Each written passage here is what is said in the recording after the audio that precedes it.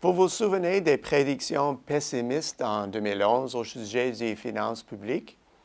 Les experts déploraient à grands cris qu'il faudrait une ou 2 décennies de pénibles efforts pour se défaire de dettes et de déficits imposants. Que disent les récents chiffres?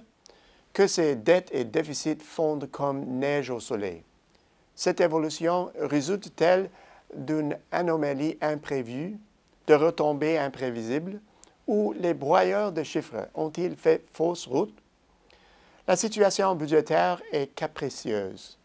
En un rien de temps, une récession peut transformer un important excédent budgétaire en un inquiétant déficit. Et avouons-le, les déficits nous sont plus familiers.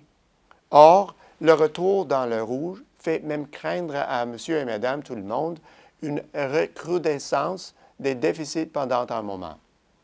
Ce qui leur échappe cependant, tout comme ce qui a échappé aux analystes en 2011, c'est que l'inverse est tout aussi vrai.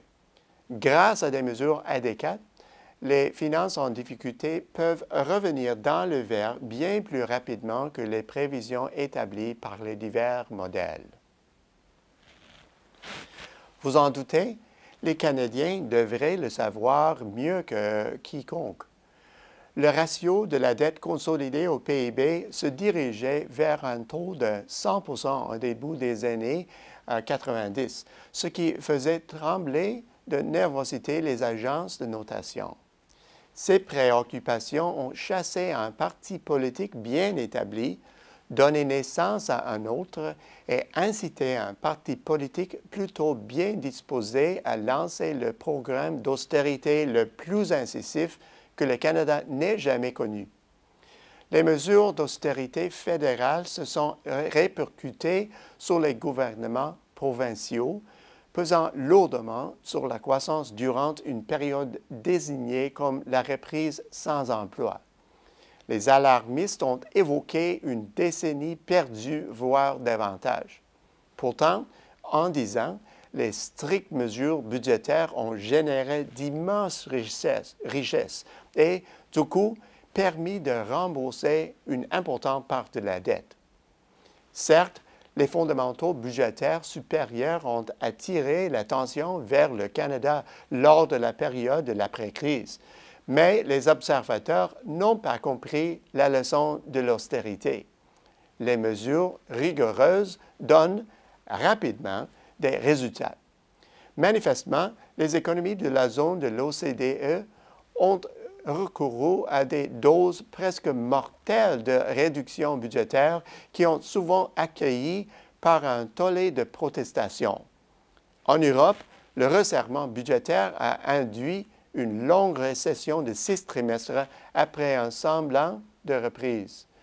Même les États-Unis, accusés de s'attaquer timidement à leur énorme déficit budgétaire, ont appliqué des mesures qui ont soustrait près de 2 points de pourcentage de la croissance du PIB l'an dernier.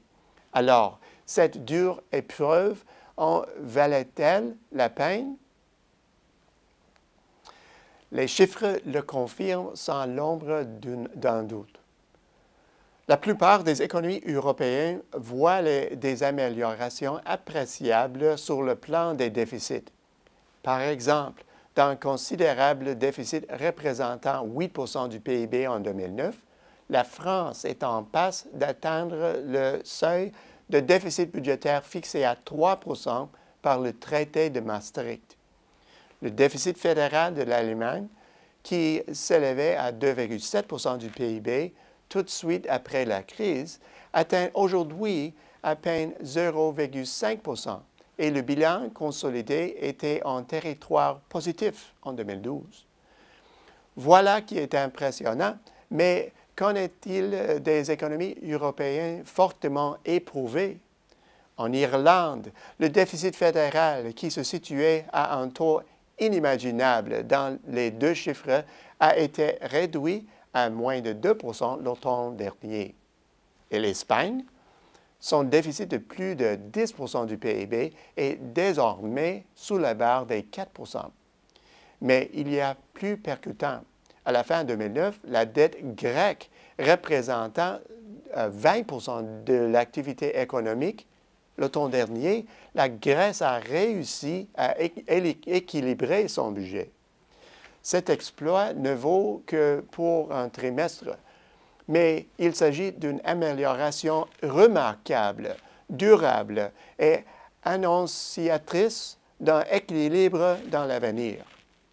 Ce genre de révélation pourrait faire les manchettes, mais il semble pour le moment susciter peu d'intérêt. Les faucons des finances publiques ont sans doute jeté leur regard pour le plus sévère sur les États-Unis. Première économie du monde, gérant la seule véritable réserve de change, son intransigeance apparente a fait vaciller le monde. De fait, l'économie américaine affichait 2 déficits consécutifs en 2009-2010, représentant alors 10% du PIB, une situation perçue comme inadmissible. Mais les détracteurs ont été réduits au silence par le déficit de 2,5% enregistré à la fin de l'an dernier. Le Japon, malgré ses difficultés budgétaires, est au coude à coude avec les États-Unis. Le Royaume-Uni, pour sa part, fait cavalier seul, ne pouvant dépasser le taux de 4% inscrit depuis le début de 2011. Au bout du compte, l'amélioration des finances publiques provoque généralement une rapide amélioration du contexte économique, le résultat positif d'une période prolongée de pénurie budgétaire. Cela signifie qu'en 2014, le dynamisme ne sera plus limité par l'austérité. En l'absence de mesures publiques pesant sur l'activité, les chiffres de l'économie sont certainement appelés à prendre du mieux. À la semaine prochaine, c'est Peter Hall.